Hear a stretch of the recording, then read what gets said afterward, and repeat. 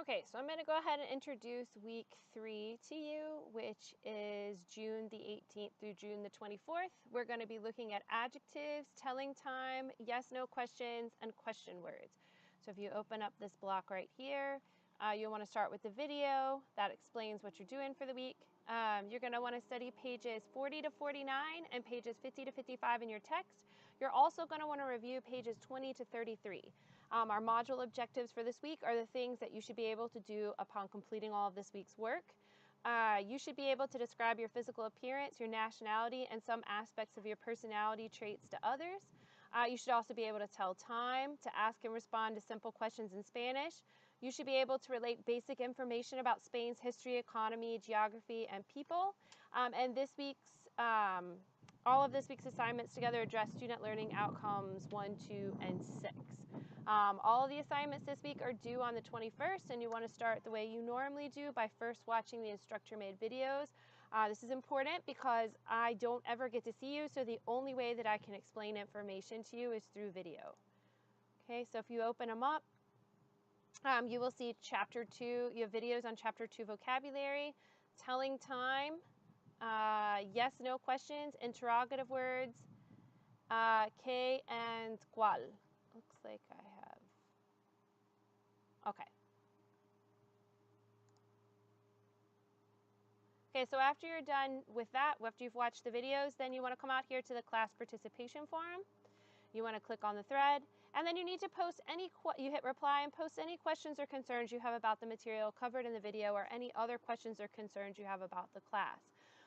Remember that if you don't have any questions, you still need to post that. This is a way for us to check in with each other.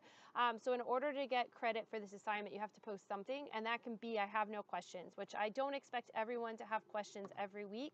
Some weeks, certain people will have questions, some weeks other people will have questions, but this way everyone gets to see each other's questions and my responses to them, okay?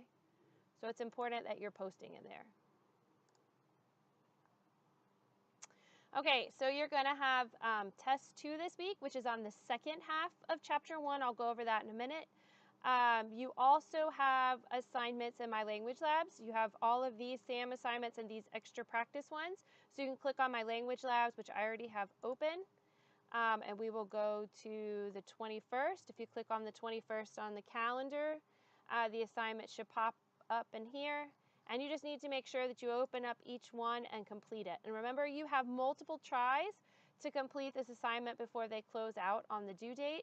But if you've done it more than like 3 times and you're having trouble, you still can't get it right, then you need to reach out to me so that I can help you, okay?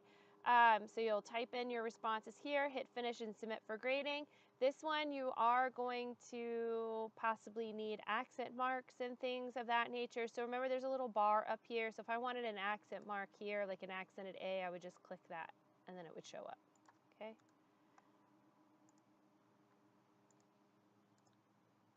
Okay, cultural assignment. You have a cultural assignment on Spain. You did one on Guinea Equatorial. There are transcripts to the videos right here. You're going to want to watch each of these 3 videos, which should also be embedded. No, I don't have it this time. A lot of times I'll have it embedded in the quiz. Move the quiz down. But you'll want to watch them from here. And when you open them up, remember that you can click this and turn on the caption. So you'll hear.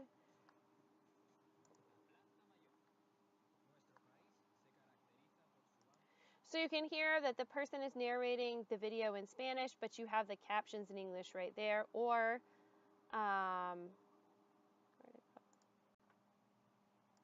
you can also pull up the transcripts and look at those while you watch the video, okay?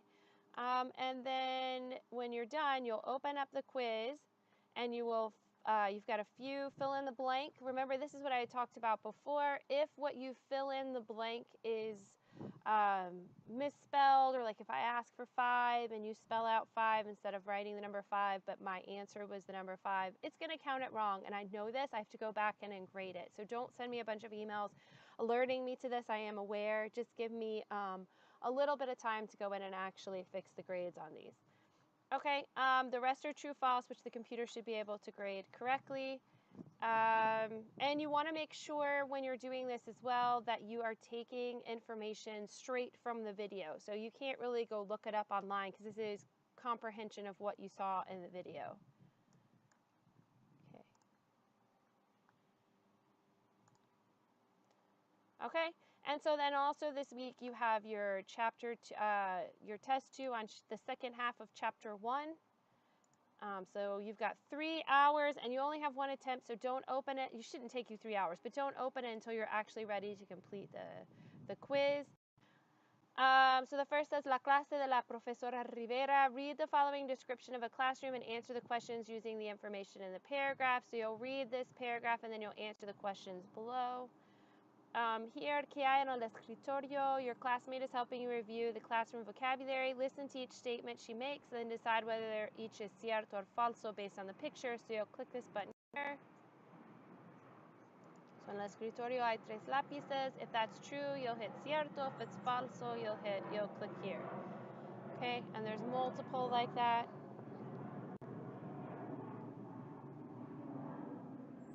Okay, then it says, sabes formar el singular, el plural.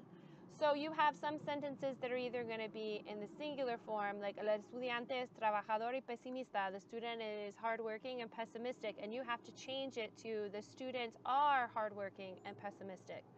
Or you might have one that is the reverse. Okay, practicamos los artículos indefinidos. Your indefinite articles are your un, una, unos, unas.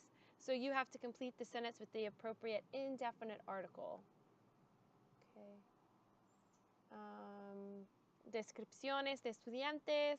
Complete the descriptions of these university students with the correct word from the word bank. So you've got a word bank right here. You decide Francisco y Gabriela no son idealistas, son, which word would make most sense? I have a bunch of those. La forma correcta de ser, you're going to complete the sentence with the correct form of the verb ser. You're conjugating ser to match who it is that's extroverted or what it is that's interesting. Los objetos en la clase, you see a picture. And you're going to need to write the name of the item. Just write the item. It's already been modified, so you don't need to put like the pencil. You already have a there, so you just put in pencil.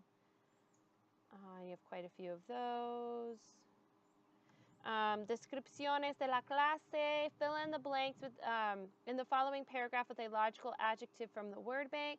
Remember to watch for agreement. So you're just taking these words and completing these sentences with them. And los pronombres de sujeto. Matthew is a beginning Spanish student. He wrote a short letter to a new friend to practice the verb ser. However, he forgot to include the subject pronouns like I, you, he, she, we, they. Help him by filling in the appropriate subject pronouns in his letter. And you'll look at the verbs to help you decide the spelling of the verb. You want to match that spelling with the correct subject pronoun. And that's everything you have to do for the test and everything you have to do for the week.